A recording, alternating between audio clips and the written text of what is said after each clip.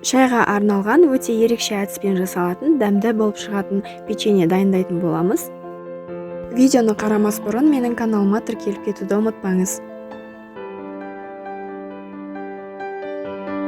Ең алдымен ыдысымызға бір жұмыртқа, сұйық май және бөлме температурасындағы сары майымызды салып, барлығын жақсылап араластырып аламыз.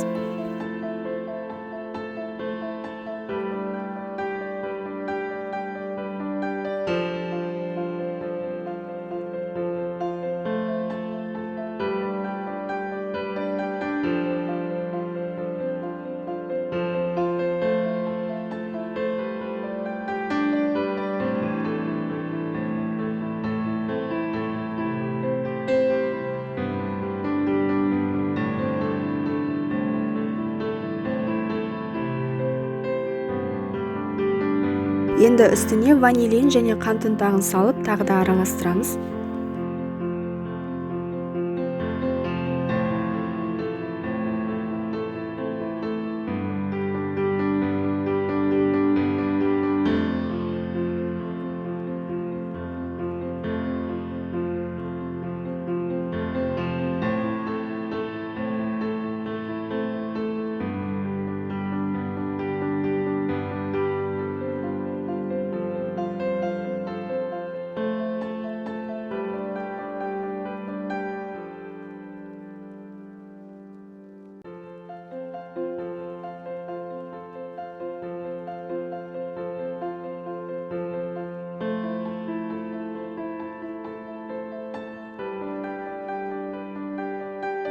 Бөлек ыдысымызға ұн мен қамыр қосқышты араластырып алып, оны жұмыртқалы массамызға салып, жұп-жұмсақ қамыр шығаратын боламыз.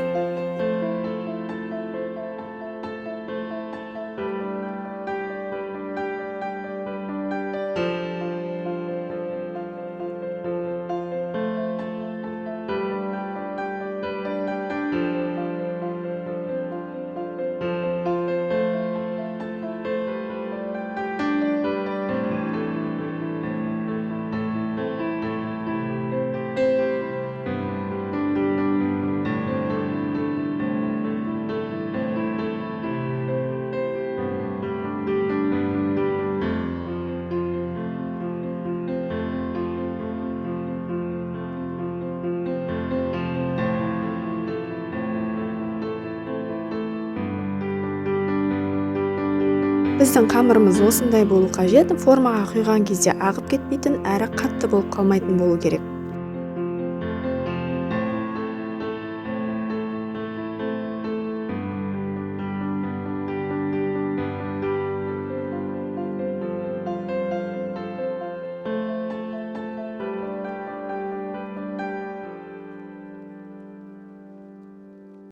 Негізінде печеньені дайын мешоктармен де құюға болады. Мен сіздерге басқаша ерекше әдісті ұсынғалы отырмын.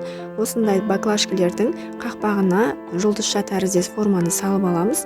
Осының формасымен кесіп шығатын боламыз.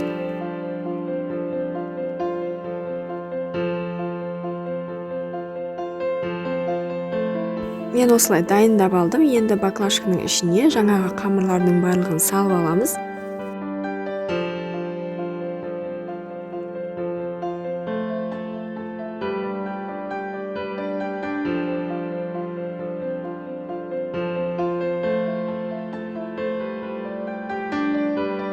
Осылай баклажкамызды қысып, печеньелерімізді құйып шығатын боламыз.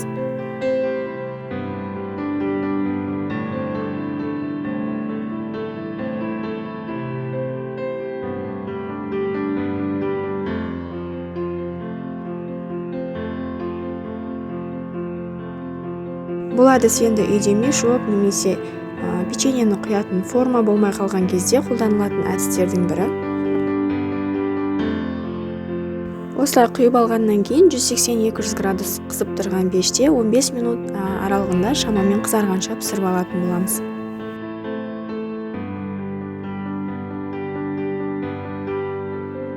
Ал қалған қамырларды мен осындай дайын мешокқа құйып алып, арнайы формамен құйып шықтым.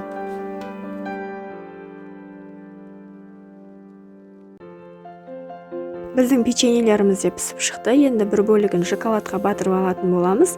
Мен осындай Рошеннің ақ шоколадын пайдаландым.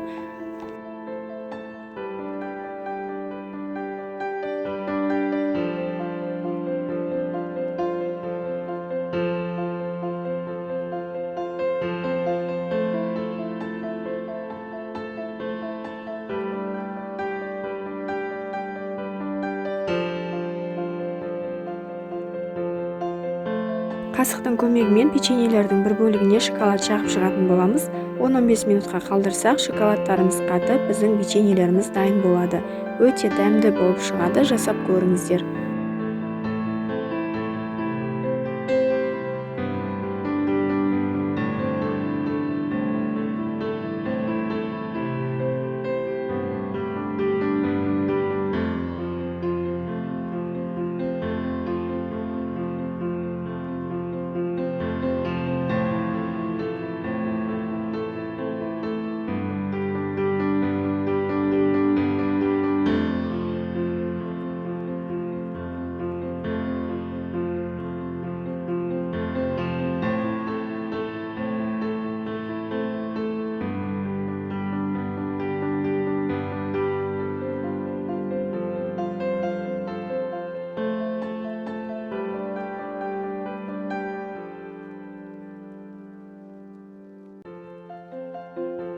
Достар, егер сіздерге менің видеом ұнаса, менің каналыма тіркеліп, подписка батырмасын басып, комментарий, лайк қалдыруды ұмытпаңыздар. Сіздермен бірге болған Әсел. Видеоны соңына дейін қарағандарыңызға рахмет.